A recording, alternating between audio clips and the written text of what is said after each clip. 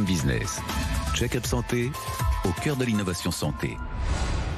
Arnaud Bonduel, bonjour.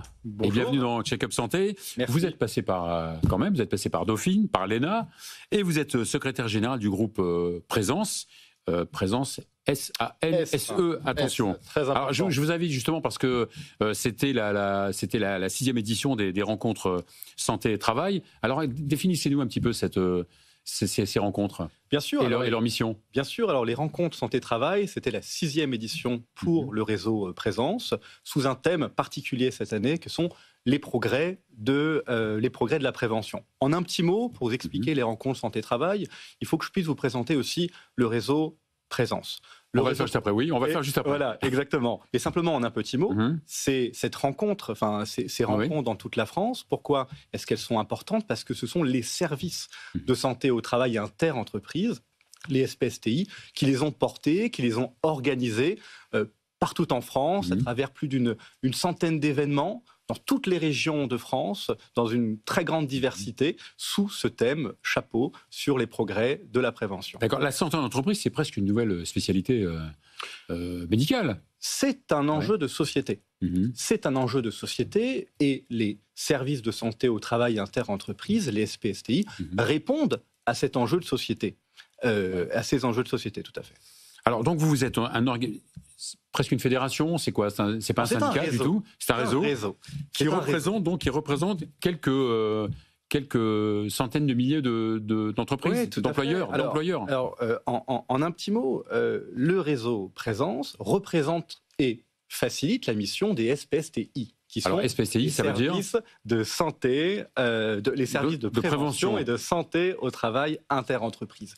Ah ouais. On représente donc, quand on parle du SPSTI, le réseau Présence, c'est 160 SPSTI partout en France. Pour se rendre compte, un petit mot, c'est plus de 18 000 collaborateurs. 4 000 médecins du travail. C'est une association à but non lucratif ?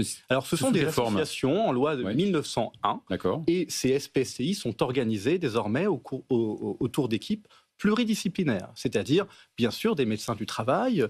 Dans le réseau, on a à peu près 4 000 médecins du travail, mais aussi on compte des infirmiers, des intervenants en prévention des risques professionnels, des assistants en santé au travail. Et ces 18 000 collaborateurs accompagnent 1,5 million d'entreprises, près de 18 millions de salariés suivis à travers... Oui, donc c'est 1,5 million d'entreprises, ça représente 18 millions de personnes. Oui. Donc ce sont surtout des petites et moyennes entreprises ? Ce sont surtout des petites et moyennes entreprises, tout à fait. Pourquoi pas les grosses ? Puisque les grosses sont organisées différemment. Et toute la vitalité aussi de ce réseau, c'est le fait que c'est composé de TPE et de PME qui aussi ont des spécificités et qui ont des enjeux très forts de santé au travail. Et c'est la raison pour laquelle les SPSTI œuvrent pour... Alors justement, que faites-vous auprès de ces 1,5 million d'employeurs ? Oui, tout à fait. Alors, auprès de ces employeurs-là, quand les entreprises versent une cotisation pour disposer d'un service, les SPSTI vont s'engager à mettre en œuvre, à disposer d'une offre dite socle. Il y a 3 pans, 3 axes clés dans cette offre socle. Le premier, la prévention des risques professionnels. Deuxièmement, le suivi individuel de l'état de santé des travailleurs et la prévention de la désinsertion professionnelle. Et ce qui est intéressant, c'est que dans ces rencontres santé-travail, autour des progrès de la prévention, on voit que sur ces 3 pans de cette offre socle, les SPSTI ont progressé. Et on le voit à travers tous les événements, et je vais vous en dire un petit mot partout qu'il y a eu partout en France, on voit que ces services ont progressé. Un petit mot quand même de ces événements partout en France. Il y en a eu plus d'une centaine dans toutes les régions de France. Dans toutes les régions de France qui passent par des ateliers de sensibilisation, par exemple avec des casques de réalité virtuelle, comme on a pu le voir, pour pouvoir expérimenter des situations de risque professionnel, que ce soit à son bureau ou que ce soit sur la route.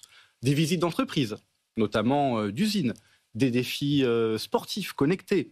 Je ne fais pas une liste à l'après-vert, mais c'est important d'illustrer. Ce qui veut dire que quand vous arrivez dans une entreprise, vous faites d'abord une analyse, un diagnostic, c'est ça, avant de faire des propositions? Alors, il y a ces 3 pans que je martèle, la prévention des risques professionnels, le suivi individuel et la prévention de la désinsertion professionnelle. Qu'est-ce que ça veut dire? Concernant la prévention des risques professionnels, en 2023, on a dénombré plus de 720 000 actions en milieu de travail. C'est des sensibilisations, par exemple. Ce sont des études, ce sont des analyses, ce sont ce qu'on appelle des fiches d'entreprise. Différentes formes, pas seulement présentielles.